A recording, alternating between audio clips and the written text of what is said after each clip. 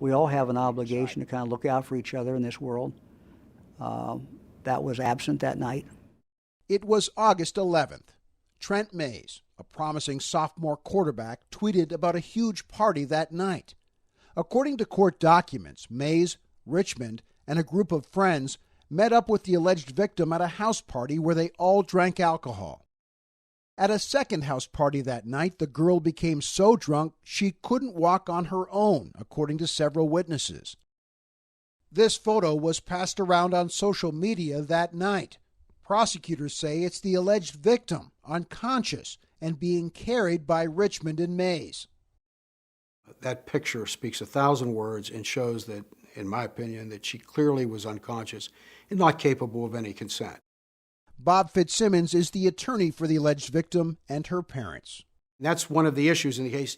She's unconscious, so she can't be a witness to explain to the judge or to the court or to the media or to anybody else what happened. At a hearing in October, prosecutors further described what they say happened that night while the alleged victim was unconscious. They knew she was in that position and they kept going. She was a toy to them that night. She was treated like a toy that night. According to 3 separate witnesses, the group of teens eventually wound up at this house. Outside the Lines is not naming the 17-year-old Big Red football player who lives here because he hasn't been charged. But prosecutors say he used his cell phone to videotape a portion of the alleged rape, which can be a crime in Ohio. They told the court in an October hearing he was filming it, and that's how he got a good look at it. And his camera had a light, and that's how we could see it. There's the rape. The 17-year-old testified he deleted the video the next morning. According to court documents, he and 2 other Big Red athletes stood idly by while Malik Richmond and Trent Mays raped the unconscious girl. For many, it's a time for closure and reflection on the lessons learned. Parents need to have that open dialogue with their kids. Teach your child that sometimes when you're standing up to do the right thing, it means that you stand alone. If one kid would have stood up at any of those parties, we wouldn't be talking about this today.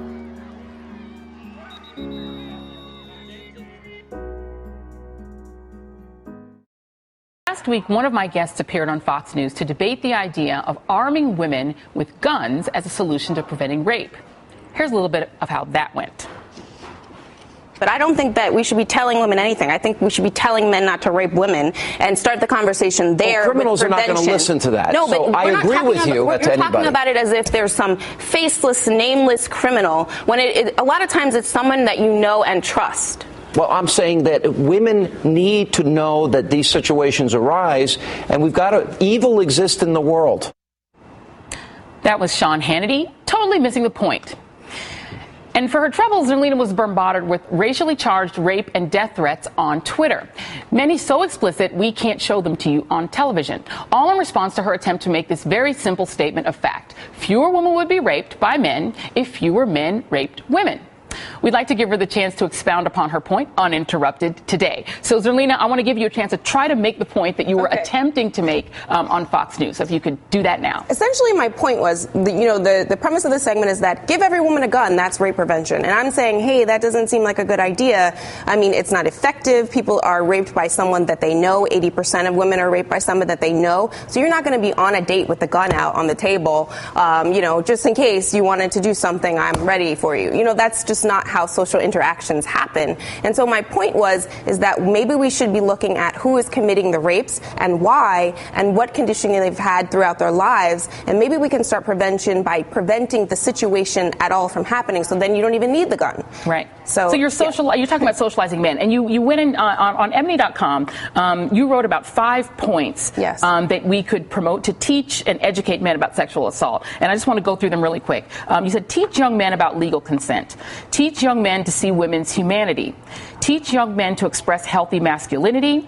Teach young men to believe women and girls who come forward, and teach males about bystander intervention. And it seems to me that, a young man going into college ought to already have that acculturation at home. But if he's not getting it, maybe a little reinforcement of that in the college atmosphere would be helpful in preventing Absolutely. these crimes. And, one of the groups I cited in the interview was Men Can Stop Rape. And I sat in on one of their workshops. It was a Bystander Intervention workshop last winter. And one of the things I left with was this needs to be part of basic sex education because we need to know what consent is. It's not that men don't know that rape is wrong. It's that a lot of them don't know how to identify what rape is. And I think that, many of the bystanders in Steubenville, for example, saw something happening and they didn't understand that what they were seeing was rape. Right. And I think that maybe they would have been more willing to intervene, and that's where the bystander intervention comes in. If you know what you're seeing is rape, then maybe you're going to say, maybe we should get this girl a cab. We should get her away from these guys. Even if you don't know her, I think it's just, it's a responsibility on people to intervene, to make sure something bad is not going to happen. To protect a friend. And that was one of the aspects in the case, Don, that the young woman actually was texting to some of her friends, if that was happening to me, why didn't you do something about it?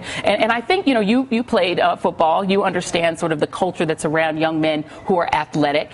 Isn't part of the problem here that young men aren't being acculturated this way? They're not being taught to sort of respect women's humanity. They're being taught you're Superman. You can do whatever you want. Anything you do in this group of other young men who are athletic and who are the stars in this campus, anything you do is okay.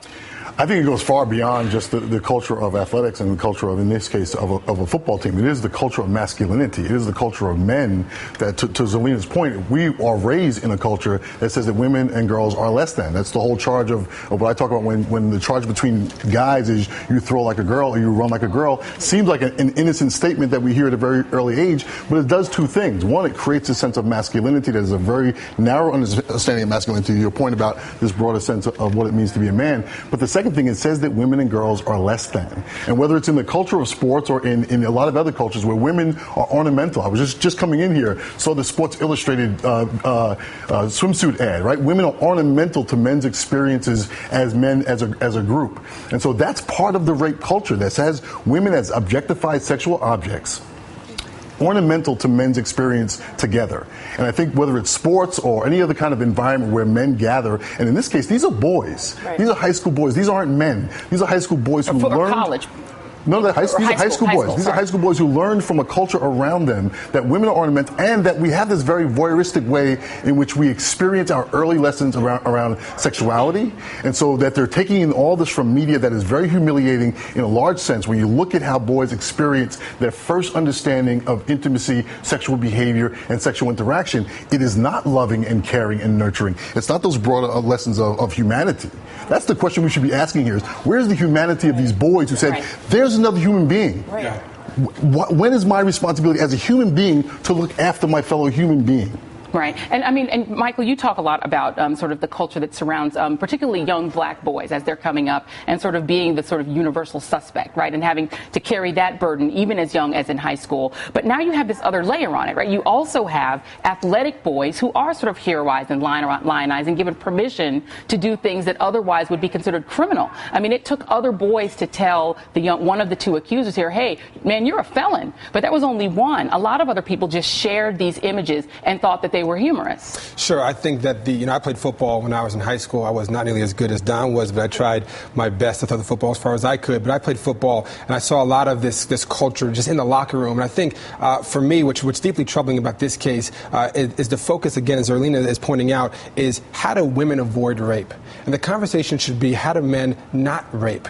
So we have these conversations with our girls about, what you should wear, or how you should walk home at night, or what you should do. But we never have conversations with our boys about how not to treat a woman with disrespect, how not to take advantage of a girl who might be intoxicated, how not to do things that we should not be doing as young men. And that conversation, as Zelina pointed out, should be the focus as we move forward. So rape is not 1 in 5, but 0 in 5.